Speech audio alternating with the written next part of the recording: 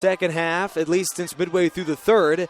Evans floats it towards the near side, going for Holderfield. It's picked off, but was Watson inbounds? No, they do call it incomplete. The safety would have snagged his combined 6th interception of the year, but instead it'll be a 4th down and 10. Mark Evans with an opportunity here with one final play, with a chance to at least make this thing a ball game. And he has a gift. Watson did have the pass, yet just literally by the length of his toenail, had that foot out of bounds. 4th and 10. This is it if you're Ventura. An incomplete pass will seal it if you're the Tigers. On a 4th down, snap is back. Evans looking left. Pass rush coming, steps up in the pocket, hit as he throws, incomplete. The Tigers, I thought it was a done deal earlier, but now it's official. Riverside will be on their way. Only 1:52 between Riverside and the Southern California Championship game. Mark Evans, with the season on the line, was not able to convert right there. Wasn't able to step up into that pocket and hit his intended wide receiver, throwing way too low, way too in front of his intended guy. Yeah, Riverside has struggled defensively, but they weren't going to let that Christopher Anderson touchdown go to waste. They, off of 4 plays, forced 4 consecutive incomplete passes to seal it. And now, how sweet it is, the Tigers will elect to kneel it a couple times, as Ventura does have one timeout, yet trailing by 14, no reason to use it here. They will indeed they will decide to run the football. Jordan Howard with the give for 5. I would have kneeled the football here, but leading by 14, you might as well give it to a man like Howard, who we will see more of next season as well. He, along with Anderson, are both just freshmen. Now, Ventura elects to use their last timeout with 1:35 remaining. Nick? Well, it's just about a done deal. There is an injured man on the field, and it is the Tigers' own Thomas Stanton, freshman out of Norco at the offensive line. That is the 3rd injury during the game that we've seen over the last couple weeks. 3rd injury on the field, mind you. The first was a man who has returned to the lineup, Matthew Parrish, but boy, literally like a herd of cattle. This team is just literally falling apart. Yeah, and unfortunately, it had to occur in the playoffs, huh? I mean, you want a solid offensive line throughout the season, and especially in the playoffs, but already in this one, 2 down linemen, offensive linemen, that is, for Riverside. So we'll see if that takes effect next week against Mount San Antonio. Well, it's just about a done deal with 1 minute and 35 seconds remaining. Riverside is looking up at the scoreboard thinking, I know it wasn't easy, but a win is a win. 51-37, we're on our way to the Southern California Championship game a week from tonight. How sweet it is. The Tigers on a 2nd down and 5 will go off a 2-wide set. This is just a formality here. They're going to try and run the football to seal the victory here for the Tigers. A botched snap. King will fall on it and end up losing the yards gained by Howard on the first play. Now back to a 3rd and 10. I should call you Coach Nick because you talked about it. I wonder why they're not kneeling the ball down. Yeah. In that type of situation, that would have been avoided if they would have just elected to go to that victory formation. Well, the Tigers don't even need to give the football back, as we are now down to 48 seconds to go between the Tigers and a 2nd postseason win over the last 3 years under the Tom Kraft regime. 3rd down and 10. Play clock is now down to 1, and the Tigers will elect, I believe, to take their 2nd charge timeout. Indeed, they do. All they have to do is just run the football or even take a knee, Coach Nick speaking here, and they'll win the ball game. 35 seconds to go. Next week, Riverside against Mount Sac. Your thoughts? Well, it's going to be a brutal game for both teams. It's going to come down to the bitter end for sure, so make sure to tune in on National Sports on Spreaker.com. Don't forget that. But about the game, okay, 2 tremendous defenses will go at it. And we're talking about a team that only allows 16 points per game in Mount Sac. And Riverside, well, we know all about them. It's a team that continuously causes turnovers. So I would say it's the best offense that will determine that game next week. Jordan Howard, the sophomore, on a third down, just near the first down, and that's the final play of the football game. These football teams are now making their way to center field. No, there is a timeout due to an injury. Boy, with a minute to go, this is disheartening if you're the Tigers. Back-to-back injuries, literally like dominoes. These guys are falling all over the place. Yet another offensive lineman down, but you take a look at what the Tigers have done, and I've been very impressed.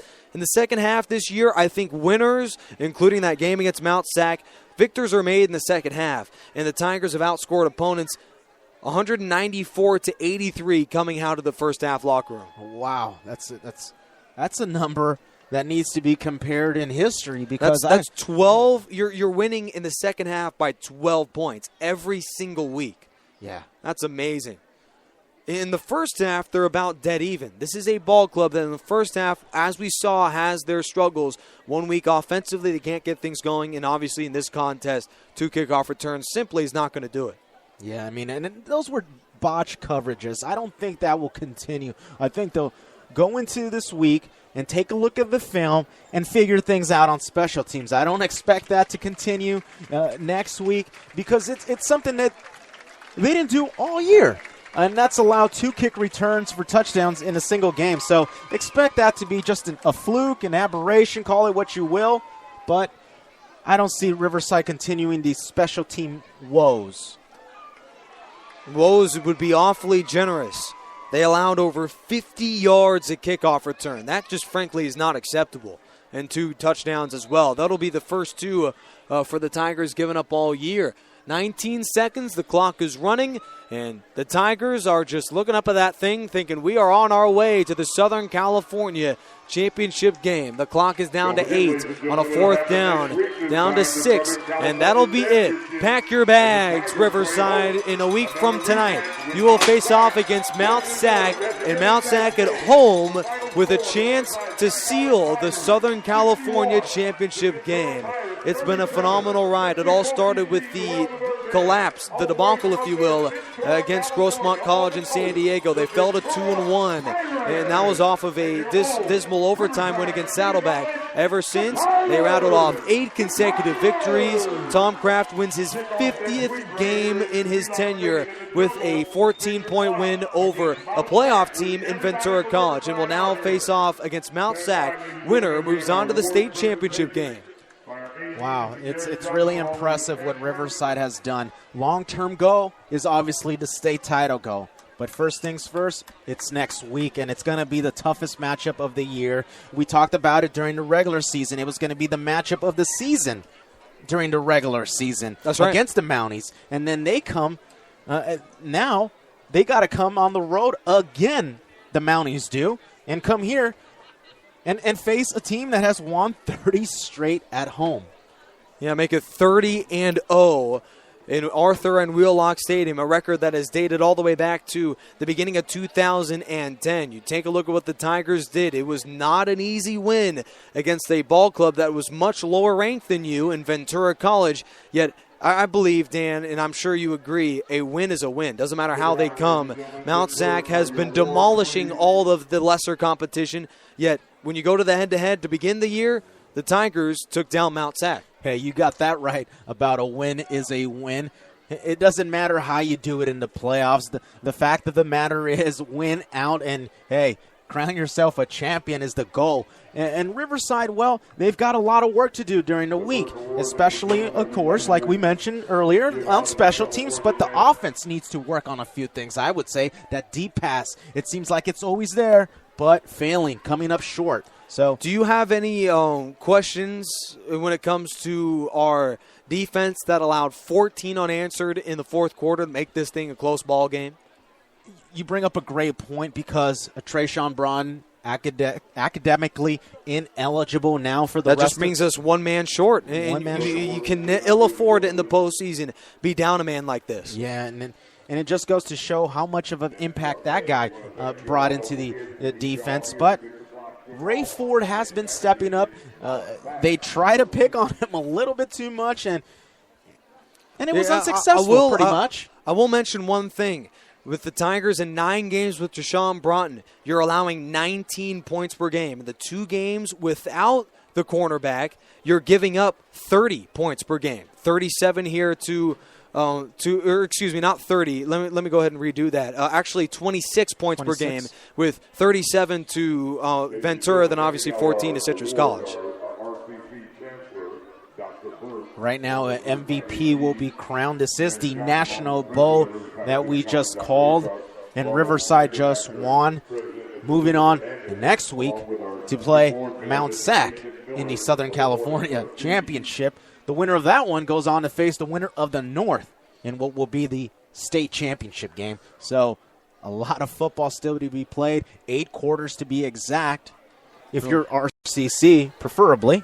Yeah, we'll keep it here. Locked to the National Sports Radio station on Spreaker.com. We'll get to all the festivities here down on the field. Arthur and Wheelock. Again, the Tigers, victors, but it wasn't easy. A 51-37 win against Ventura College at home. That'll be 6-0 for the Tigers at home this year, 30-0 since they began the Kraft era back in 2010. So now we'll take it down to midfield where we'll have all of the Player of the Game awards. This is the National Bowl here from Riverside, California.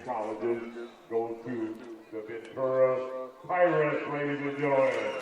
A nice little round of applause to a team that came in and fought oh so hard, and very admirable performance. What we expected to be a blowout turned out to be just a 14-point ball game. The 6-5 Ventura College Pirates. Sure, Ventura lost the game, but it is a consolation to go up against the number 1 team in the state and come up short, knowing that you gave it all your best, and hey, there's nothing to be ashamed of. Paul Harris, a linebacker that's been all over the field tonight, both as a running back and a kickoff return man, had the long return for a score, had another on the ground, will win the Player of the Game awards for Ventura College. And now, the MVP from the Riverside City College Tigers, number 25. No question there, Dan. Absolutely none as to who the award is for Riverside. Christopher Anderson, the type of guy that could start anywhere in the state. Unfortunately, they got a guy named Denzel Foster here, a guy who's just as good, slightly better, only because he's the starter, but Christopher Anderson acting like a starter tonight. Westchester High School in Los Angeles. Ladies and gentlemen, Nick King. And another consolation award for Nicholas King, winning the Offensive Player of the Game awards for Riverside. Of course, Christopher Anderson put together an all-star performance, nearly 200 yards. And Dan, it was a clinic of the running backs in this ball game. Obviously not in the running game for Ventura, but in the return game, Ventura and Riverside combined for 4 total touchdowns by their running backs. It really was, and it was an old school approach. We talked about it. Run first, run second. Exactly. And the thing, boy, this PA guy really gets into it, huh? That'll be the 5th consecutive win for Tom Kraft. 5-0 in bowl games, 50-6 overall out of the regime of former San Diego State head coach Tom Kraft. We'll get you statistics from the ball game in a matter of moments. The National Bowl is over. Tigers win 51-37. And Dan, just to kind of hand the baton off to you, any further thoughts on this win, despite it being tough for Riverside City College? It was tough, but Riverside was a lot tougher, proving that the run game is the most important fundamental in football, I would say. And they did it in an old-school approach, in an old-school manner.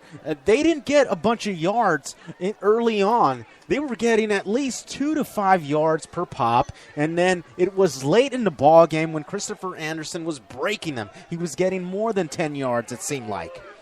Christopher Anderson didn't just break free. He broke the record books this year for Riverside.